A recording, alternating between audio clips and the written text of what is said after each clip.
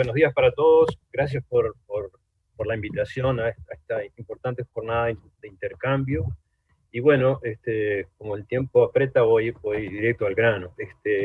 Eh, Titulé esta presentación Cuidando el clima y cuidándonos del clima, porque la acción climática a todos los niveles tiene esa doble cara. Por un lado, tenemos que tratar de que el clima no siga cambiando y por lo tanto cuidarlo, porque va en dirección a cambios que tienen impactos muy negativos sobre el futuro. Y cuidarnos del clima, porque por más que hagamos muchas acciones para reducir nuestras emisiones, los impactos del cambio climático, por la inercia que tiene la atmósfera, van a continuar en el futuro. Y entonces es necesario también cuidarnos de los efectos de esos cambios que estamos experimentando. Bueno, a nivel internacional ha habido un proceso muy importante de toma de conciencia de, de lo que está ocurriendo.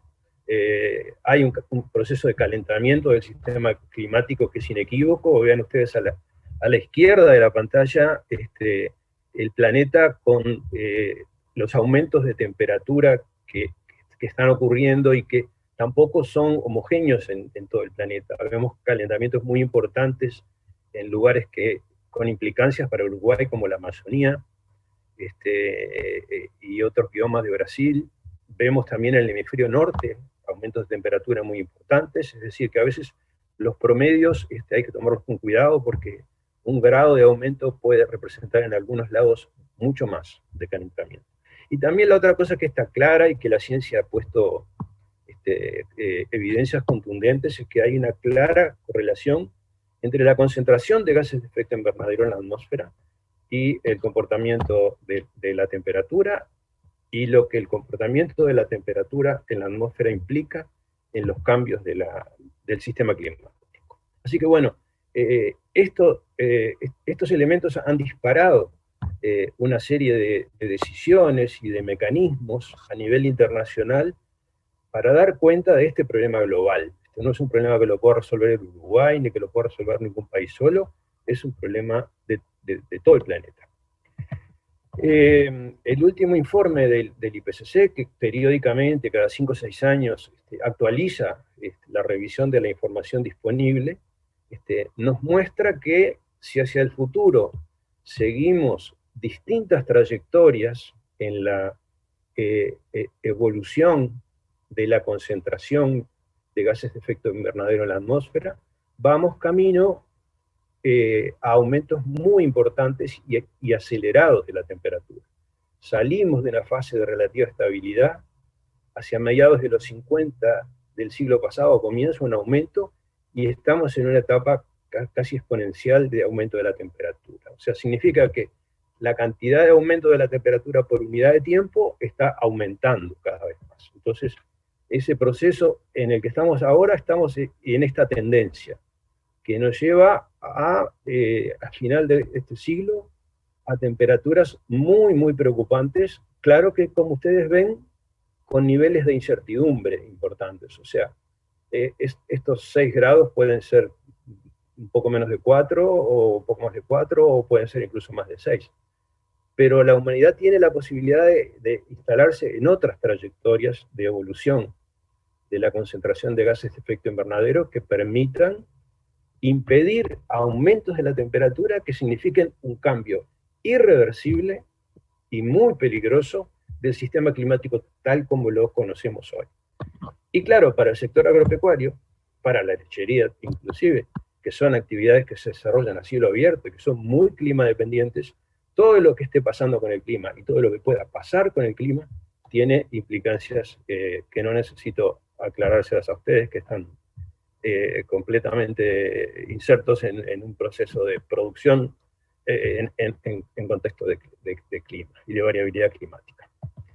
En Uruguay se han actualizado los escenarios para temperatura y precipitación, y son consistentes con la tendencia internacional. O sea, ven ustedes que para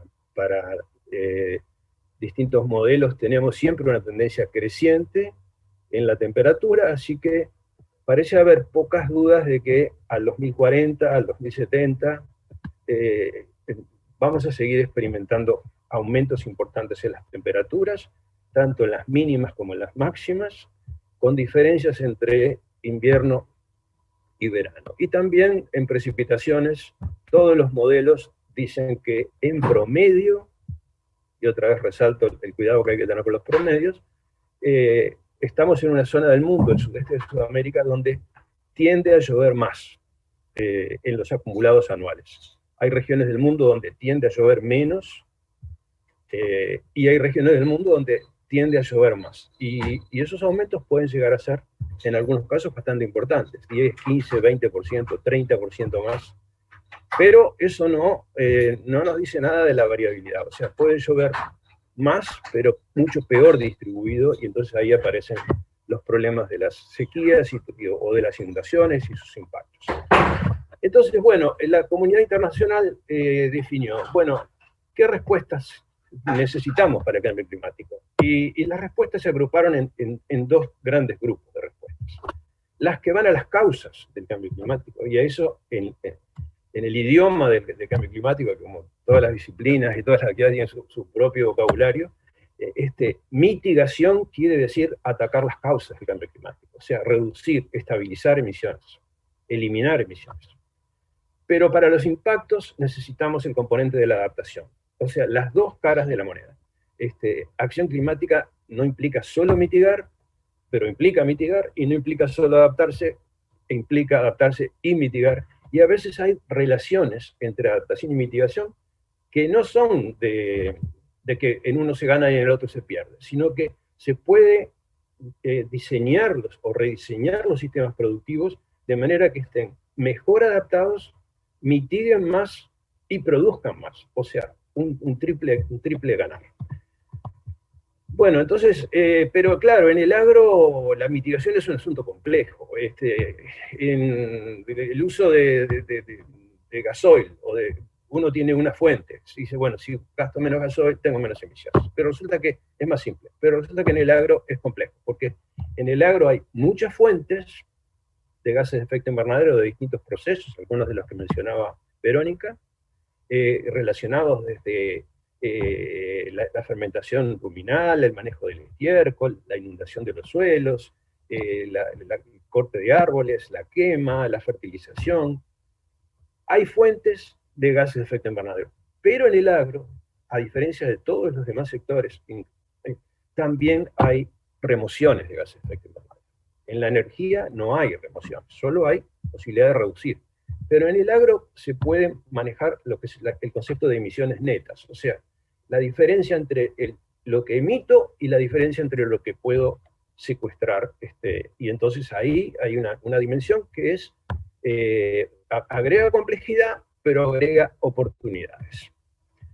Bueno, entonces desde 1992 se ha venido construyendo un marco internacional para dar cuenta de la problemática de la acción climática a escala global. Hay como una gobernanza internacional del cambio climático que se estructura en torno a una convención que tiene Naciones Unidas, que es la Convención Marco de Naciones Unidas sobre Cambio Climático, esta sigla, Convención Marco Naciones Unidas sobre Cambio Climático, y bajo el paraguas de la convención se estructura todo el proceso de acordar las soluciones, los procesos, los apoyos, etcétera, para orientar ese proceso de dar cuenta de los desafíos del cambio climático entre todos los países. La convención a su vez genera instrumentos. Dice, bueno, para lograr mis objetivos, un instrumento. El primer instrumento que generó la convención fue el Protocolo de Kioto. Y digo fue, porque el Protocolo de Kioto se caracterizó por incluir solo a los países desarrollados, no incluía a los países en desarrollo, salvo como proveedores de certificados de emisiones reducidas, y tuvo una serie de problemas, países que se retiraron, primero Estados Unidos, después Canadá, después Australia. Entonces el Protocolo de Kioto realmente entró en crisis, y surge el Acuerdo de París, en 2015, reemplazando el protocolo de Kioto, entrando en vigencia desde 2020, y es actualmente el que marca las principales reglas del juego de cómo los países estructuramos la acción en relación al cambio climático.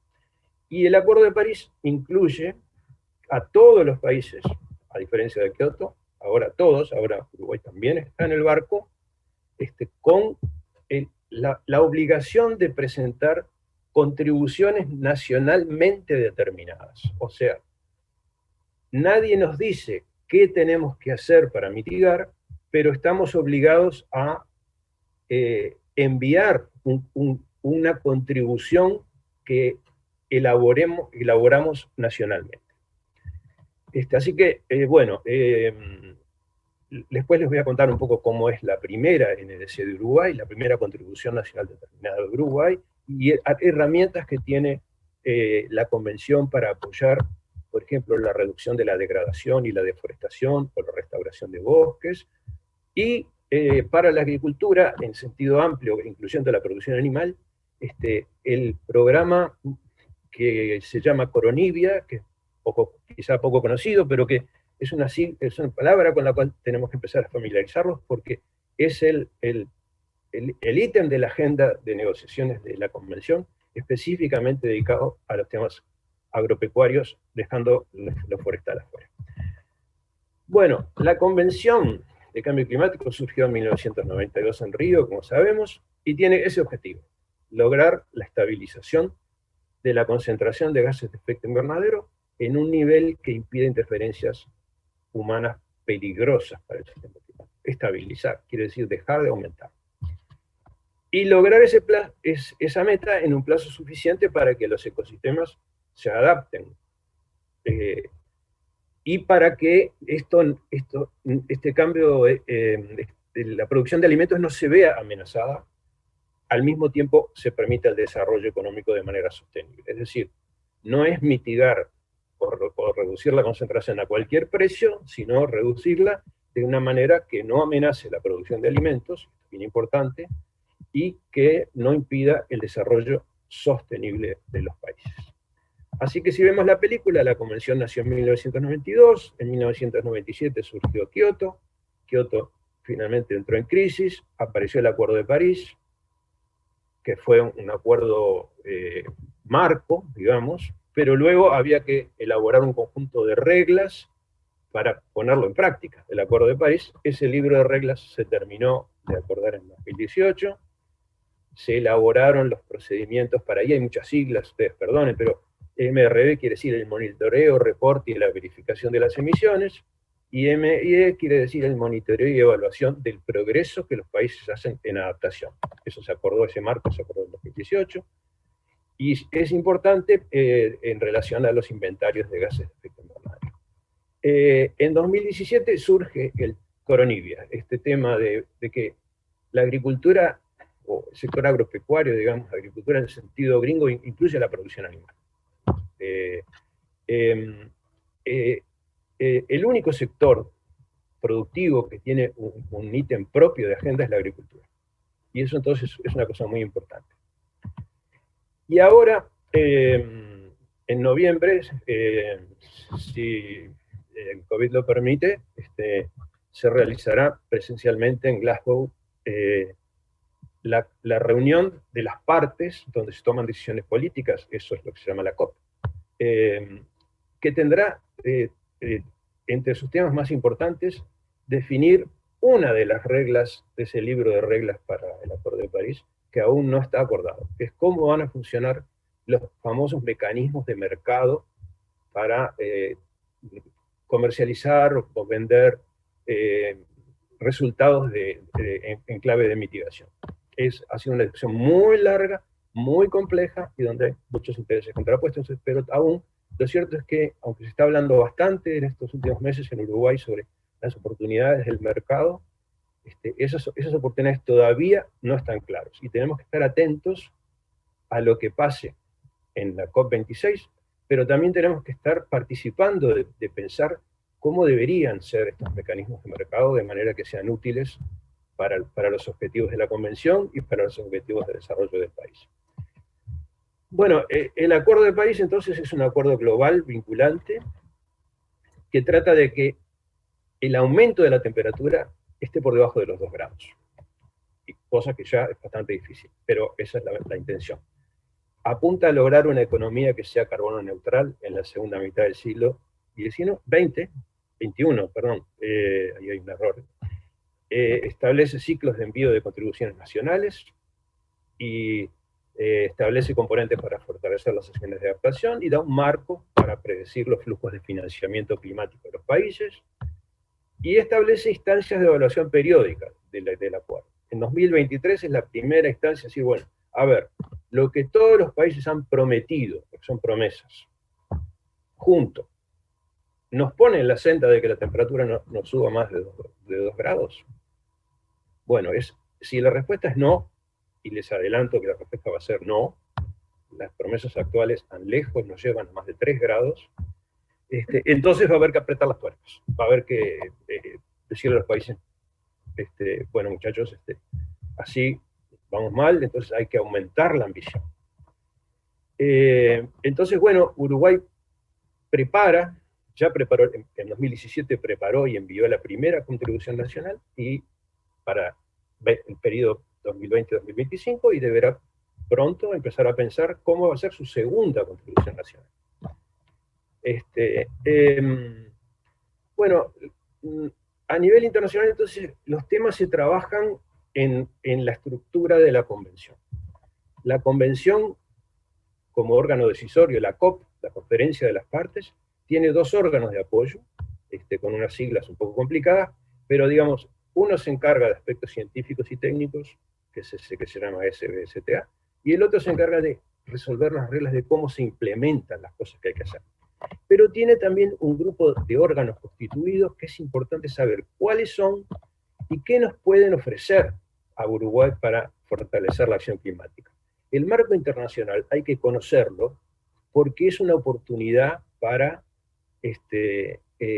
obtener apoyos para mejorar nuestra acción climática. Entonces, bueno, hay un comité de adaptación, hay un comité sobre las pérdidas y daños que ocasiona el clima, hay un comité permanente de finanzas, y de este comité permanente de finanzas, que es muy particularmente importante, depende el Fondo Verde para el Clima, que debe alcanzar los 100.000 millones de dólares anuales de recursos para asignar a los países en desarrollo, y otros fondos, como el Fondo de Adaptación, el Fondo Mundial del Medio Ambiente, conocido como JEF.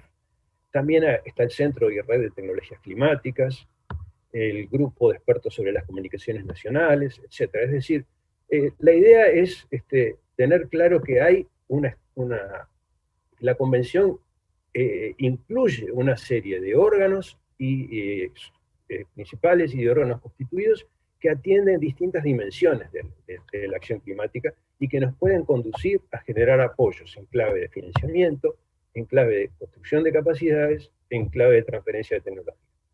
Pero bueno, hay que ir a buscar estas cosas porque solas no vienen.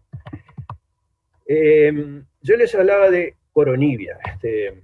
Se llama Coronivia porque, bueno, se creó durante la presidencia de Fiji.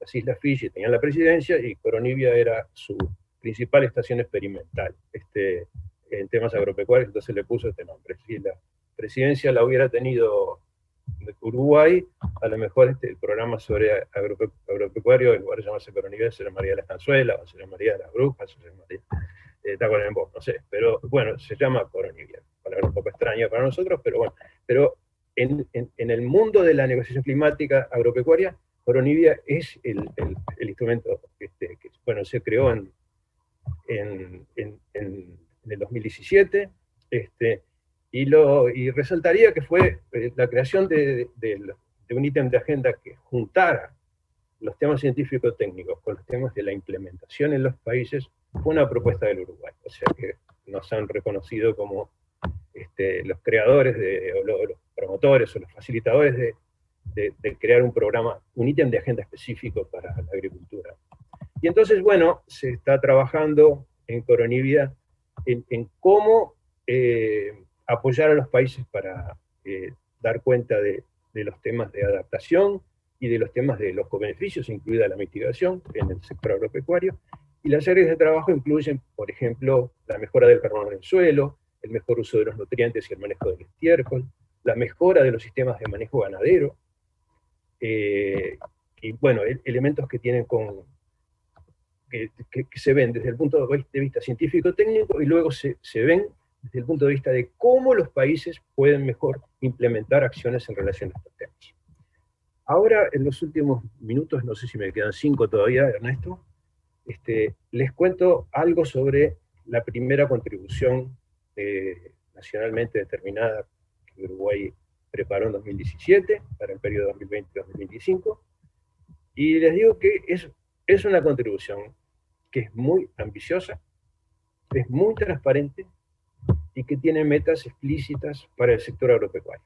De esas varias metas que tiene relacionadas tanto con mitigación como con adaptación, les cuento las que tienen relación más directa o en parte indirecta con la lechería.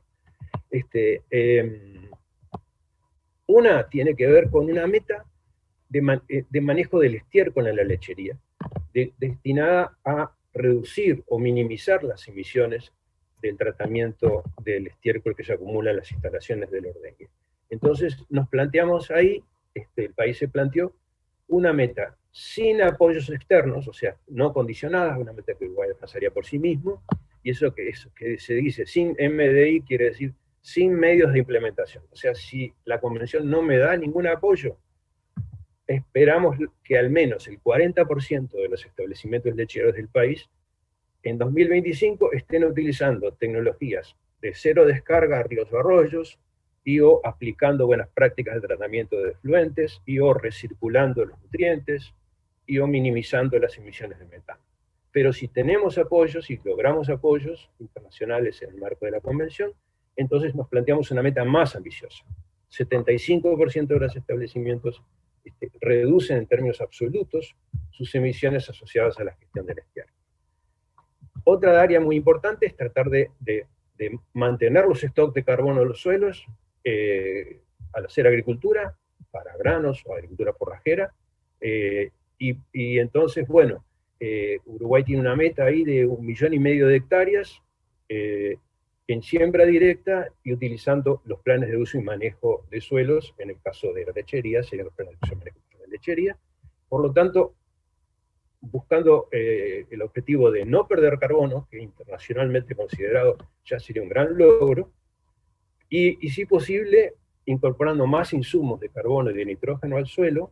Los dos son importantes, con uno solo no se secuestra, para conservar o aumentar materia orgánica en algunos casos. También, por ejemplo, relacionado con los planes de uso, los cultivos de cobertura instalados en pre-cosecha permiten reducir las emisiones de óxido nitroso de que hablaba Verónica, que resultan de la descomposición de esos rastros. Sombra y abrigo y sistemas silvopastoriles. Bueno, tenemos una meta en la NDC de incrementar las áreas de pequeños bosques de sombra y abrigo, y de incrementar el área de sistemas que tienen un diseño de tipo silvopastoril con una serie de implicancias en clave de bienestar animal, de productividad, etcétera, ¿verdad? Que ustedes conocen. También, y tiene relación con la lechería, una meta nacional de aumentar el uso eficiente, aumentar la eficiencia en el uso de los fertilizantes nitrogenados, que son fuentes de óxido nitroso. Por lo tanto, ahí proponemos que al menos 20% del área al 2025 de agricultura esté utilizando o bien fertilizantes de liberación lenta y o ajustando los momentos de aplicación para aumentar la eficiencia de uso del nitrógeno introducido en estos sistemas. Entonces, bueno, algunas reflexiones finales. Las contribuciones nacionales determinadas, o sea, eso que designamos con ese nombre de NDC, están en el centro de la acción climática mundial y en el centro de la acción climática de todos y cada uno de los países que son parte del proceso. Entonces, los países tienen que identificarlas, diseñarlas, implementarlas y reportar los resultados. Eso es lo que Uruguay tiene que hacer y lo que todos los países tienen que hacer. Entonces ya tenemos una NDC, yo les mostré algunos elementos, pero es conveniente ir a buscarla para leer toda la Contribución Nacional de Uruguay, y para ir pensando que dentro de poquito ya debemos empezar entre todos a discutir, bueno, ¿y cómo podría ser la NDC del 2020 de Uruguay de 2025 a 2030? ¿Hay en la lechería espacio para hacer algunas otras cosas que no fueron contempladas? ¿Hay que modificar las metas? Pero tengamos una cosa en cuenta. La NDC siguiente nunca puede ser menos ambiciosa que la anterior. Tiene que ser más ambiciosa. Entonces, si no podemos decir, no, 40% de establecimientos manejan, dijimos la anterior, ahora vamos a poner 30%. Eso no es así. Entonces, cumplir las metas de la NDC, de la Contribución Nacional Determinada, implica una apuesta fuerte a la investigación, al desarrollo, a la difusión y a la adopción de tecnología. Entonces involucra tanto a la academia, a la investigación, involucra a las organizaciones de productores, involucra a las políticas públicas que tienen que estar en un diálogo muy estrecho. No se puede construir una NDC como se le ocurra solamente a una de las partes, tiene que ser un diálogo nacional. ¿Y qué hay de la lechería como aporte a la NDC? Bueno, es algo que muchos de los que están aquí en este foro tienen muchísimo para aportar. Bueno, ya voy cerrando comentándoles que seguramente la presión internacional para que se incremente la ambición en las contribuciones de los países tiene que aumentar, porque si la temperatura no debería aumentar más de 2 grados, porque eso puede producir cambios irreversibles en el clima, no estamos en el camino de los 2 grados. Entonces, el mensaje a todos los países es mitiguen más, donde sea. Entonces, bueno, hay que pensar cada uno dónde puede hacer un esfuerzo más eficiente.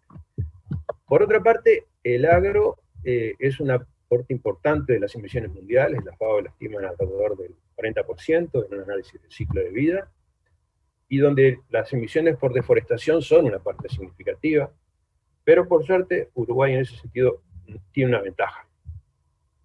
La demanda de alimentos seguirá creciendo. Entonces, bueno, ¿y cómo podemos producir más, al mismo tiempo estar más adaptados y al mismo tiempo tener menos emisiones? Bueno, parece problemático.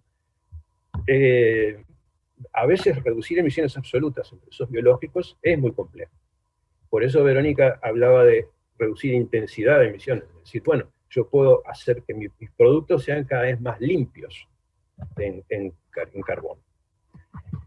Hay que tener en cuenta que, a diferencia de las fuentes fósiles, que son el 77-75% del problema, el CO2 fósil, los otros gases de efecto invernadero, pero en particular en el agro, las fuentes son biológicas, no son fósiles, principalmente. Y son de fuentes muy diversas y están influidas por muy diversos factores. Entonces, decir, vamos a ir a emisiones cero, ¿puede hoy la lechería en el mundo y en Uruguay plantearse la meta de ser neutra en emisiones a 2050? En mi opinión, no.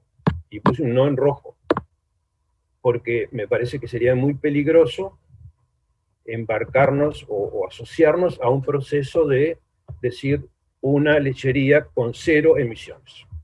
Hoy no veo conocimiento disponible, puede ser que ese conocimiento se genere mediante aditivos u otro tipo de cosas, pero hoy no están dadas las condiciones para plantear que Uruguay va a tener emisiones de metano y dióxido nitroso 0 en el 2050, o que va a tener neto 0 porque va a secuestrar tantos carbono en los suelos o en la biomasa que va a permitir compensar o neutralizar estas emisiones. Ahora, está surgiendo en estos últimos meses una nueva visión, que es la de decir, bueno, no, una lechería carbono 0 o neutra, no, pero calentamiento neutra, eso tal vez sí. ¿Por qué? Porque el metano es un gas de vida corta, y si lo emitimos a la misma tasa a la que se va desapareciendo de la atmósfera, dejamos de aumentar la concentración de ese metano, y por lo tanto dejamos de influir en el calentamiento. Incluso si redujéramos las emisiones de metano a menos de emitimos menos de lo que se destruye, naturalmente, tendríamos un efecto de enfriamiento. Así que bueno, esto es un tema que lo dejo picando ahí, profundizar en esto llevaría 3 charlas más, 3 sesiones más, pero es un tema importante ver cómo nos vemos hacia 2050. Ser CO2 neutral es una cosa, al 2050, y Uruguay está haciendo una estrategia para la CO2 neutralidad, pero ser CO2 equivalente neutral para Uruguay, con 75% de sus emisiones totales en el agro, es una meta con la cual me parece que tenemos que ser muy cautelosos y ser muy realistas. Bueno, finalmente, bueno, lo que es casi seguro, y casi sin casi, es que el comercio internacional se va a ver crecientemente pautado por normas privadas y normas públicas relacionadas con sostenibilidad ambiental y con performance en clave de gases de efecto invernadero. ¿Qué capacidad tenemos de ir mejorando respecto a nosotros mismos? Va a ser, por lo tanto, clave.